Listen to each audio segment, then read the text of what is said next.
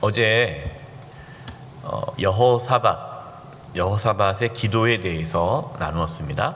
어떻게 우리가 기도를 해야 하는지, 기도의 어떤 내용에 대해서 말씀을 나눴죠. 하나님께서는 여호사밧과 온 백성들이 하나님 앞에 간절히 기도했던 그 기도를 들으시고 하나님께서 구원하실 거다라고 말씀하셨습니다. 하나님께서는 너희는 두려워하지 말고 그들을 맞서 나가라고 말씀하셨죠. 여호사밧과 백성들은 하나님 말씀대로 순종한 것이 오늘 말씀에 나옵니다. 20절입니다. 이에 백성들이 아침에 일찍 일어났어요.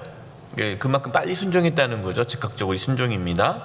하나님께서 말씀하신 그 전날 말씀 듣고 아침 일찍 일어나서 두고와 들로 나가니라. 나갈 때 여호사밧이 서서 이르되 유다와 예루살렘 주민들아 내 말을 들을지어다. 너희는 너희 하나님 여호와를 신뢰하라. 그리하면 견고히 서리라. 그의 선지자들을 신뢰하라. 그리하면 형통하리라 하고, 여호사밧 왕은 백성들에게 다시 한번 당부합니다. 혹시 그 마음이 흔들릴까봐 이렇게 당부를 하는 거예요. 하나님을 신뢰하라. 하나님을 신뢰하면 어떻게 된다는 거예요? 견고히 서리라. 저와 여러분이 하나님을 신뢰하면 저와 여러분은 견고히 서게 됨을 믿으시기 바랍니다. 우리가 견고히 설 수 있는 것은 하나님을 신뢰할 때예요. 그 다음에 또 선지자를 신뢰하라 그랬어요. 이 선지자는 누굽니까? 하나님 말씀을 전하는 자. 하나님 말씀을 전하는 자들을 신뢰하라. 그러면 어떻게 된다는 겁니까? 형통하게 된다. 주의 말씀을 전하는 주의 종들. 여러분 이제 이렇게 목회하다 보면요, 말씀을 가지고 권면합니다.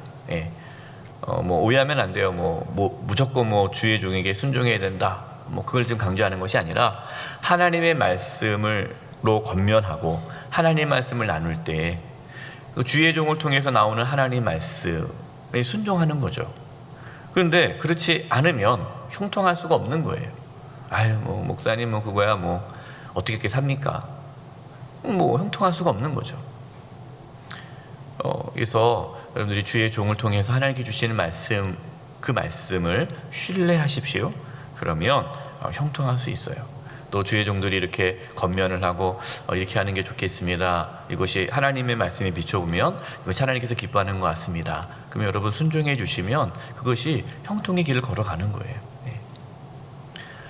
여호사밧 왕은 어떻게 앞으로 나아가야 할지, 이제 하나님께서 나아가라라고 말씀했잖아요. 근데 어떻게 나아가야 할지 혼자 결정하지 않고 오늘 말씀 보니까 백성들과 더불어 의논했다 그래요. 의논.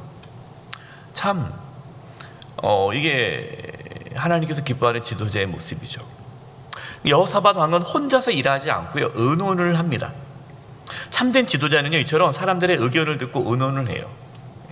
우리가 어제 또 당회 임시당회를 가졌는데 이게 당회가 왜 이렇게 필요합니까?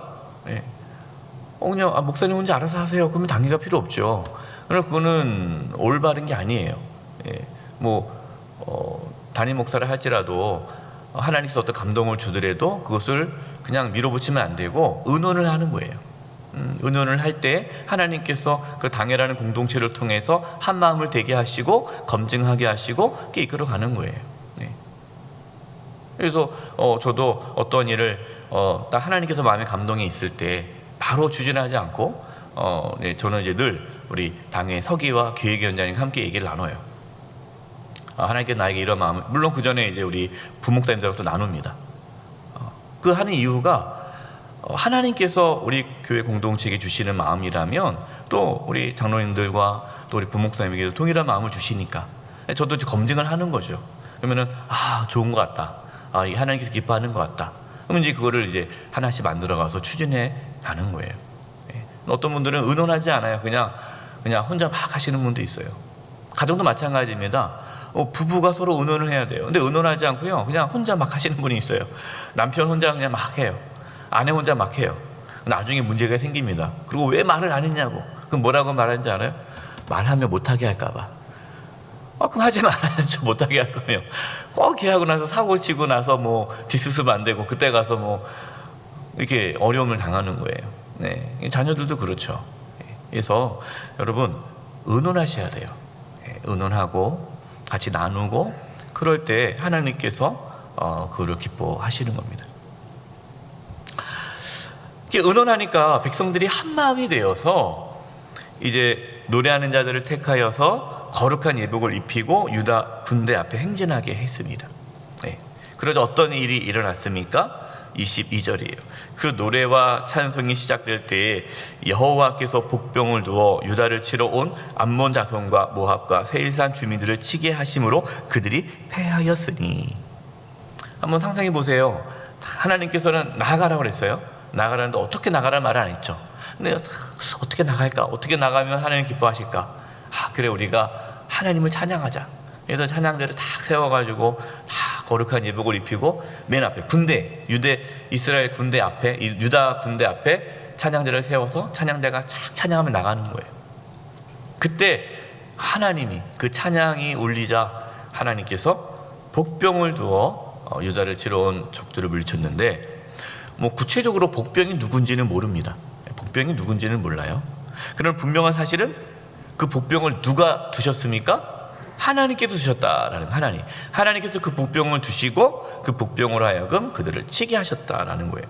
근데 23절에 보니까 적군들이 서로 싸우게 됩니다. 서로 싸우다가 서로 싸워 죽는 거예요. 그러니까 이제 뭐 우리가 상상할 수 있겠죠. 이제 이 적군들이 이렇게 야영을 쭉 하고 있는데 갑자기 와 쳐들어오니까 적인 줄 알고 막 나가서 싸우다 보니까 다른 연합군이니까 서로 죽이는 거예요.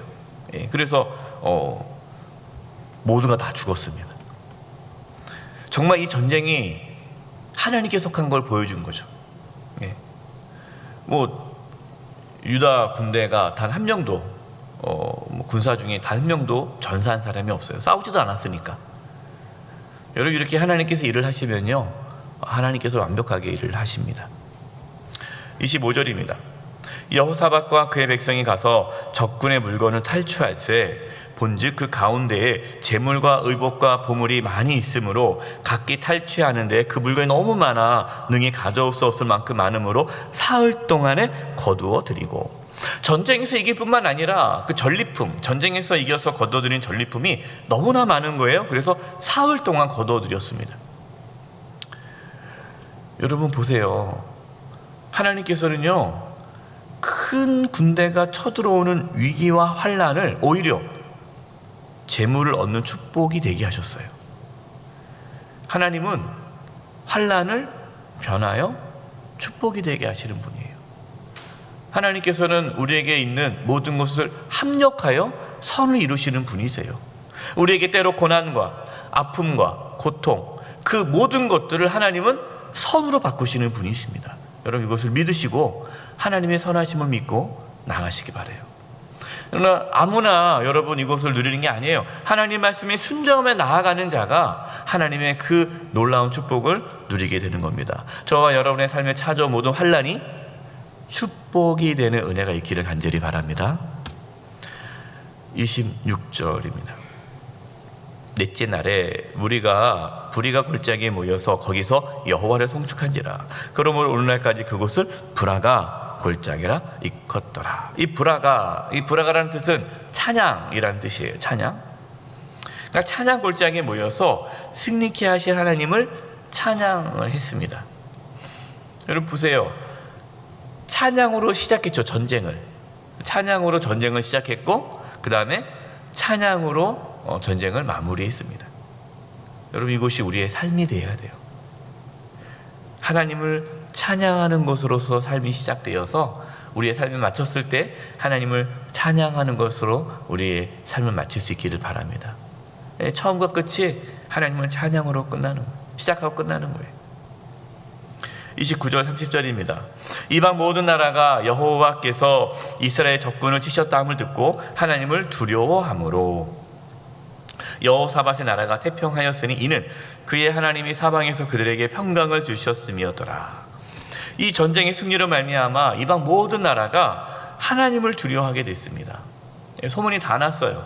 야, 이스라엘 하나님, 유다의 하나님이 다 진멸했대.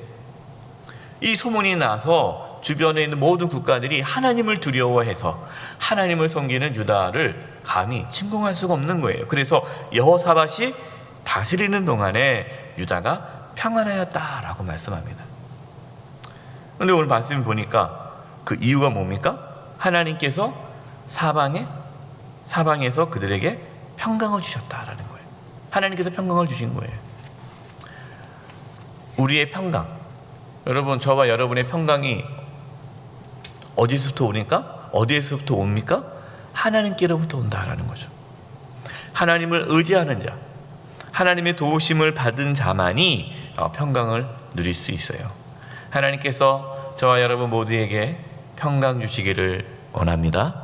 네, 그 평강, 하나님께서 주시는 평강을 누리셔야 돼요. 그런데 안타깝게도 35절을 보겠습니다. 유다 왕 여호사밧이 나중에 이스라엘 왕 아하시야와 교제하였는데 아하시야는 심히 악을 행하는 자였더라. 여호사밧 왕은 하나님의 도우심으로 전쟁에서 승리하고 평강을 얻었잖아요. 평강을 얻고 나니까 영적 긴장감을 잃게 됩니다. 그래서 여호사밧 왕이 심히 악한 이스라엘의 왕 아하시야 왕하고 동맹을 맺습니다. 교류를 합니다.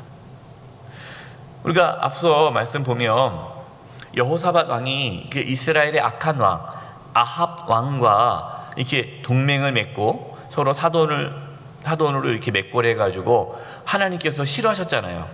예, 그래서 이 악한 자와 함께하는 것을 하나님은 싫어하신다.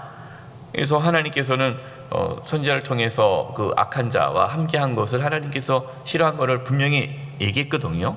그래서 더 이상 그런 악한 자와 함께하지 않도록 하나님께서 말씀하셨는데, 또 이제 이 아합의 아들, 이 아합 왕의 아들이 아하시야 왕인데 그 아하시야 왕도 악해요.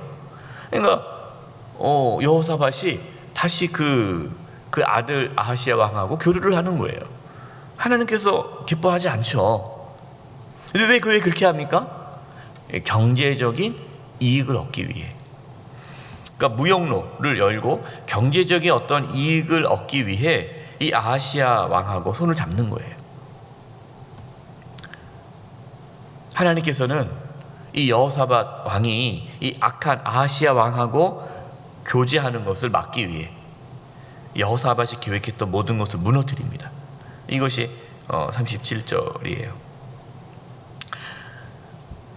마레사 사람 도다와후의 아들 엘리에셀이 여호사밧을 향하여 예언하여 이르되 왕이 아하시야와 교제함으로 여호와께서 왕이 지은 것들을 파하시리라 하였더니 이에 그 배들이 부서져서 다시스로 가지 못하였더라. 하나님께서는 그 여호사밧 왕이 아하시야 왕과 동맹을 맺으면서 만든 상선, 무역선을 다 그냥 무너뜨려 파괴시켜 버리셨어요. 하나님께서 막으신 거죠. 여러분, 우리도 하나님의 은혜로 평강을 누리다 보면 영적 긴장감을 잃어버릴 때가 찾아옵니다. 영적 긴장감. 그러면 다시 우리는 무너지는 거예요. 악한 길을 들어서는 거예요. 그래서 끝까지 영적 긴장감을 놓쳐서는 안 돼요. 평안할 때, 잘 나갈 때 더 우리는 깨어 기도해야 합니다. 저와 여러분, 끝날 때까지 끝난 것은 아니에요. 끝까지 하나님을 바라보면서 하나님을 두려워하면서 하나님을 의지하는 가운데 하나님께 주시는 평강을 누리면서 끝까지 주님만을 섬기는 저와 여러분 되시기를 간절히 축원드립니다. 기도하겠습니다. 하나님 아버지, 우리의 평강이 하나님께 있음을 고백합니다. 하나님, 저희들 가운데 평강을 허락하여 주시고 저희들이 끝까지 하나님 말씀에 순종하며 살아가게 도와 주시옵소서. 예수님의 이름으로 기도드립니다. 아멘.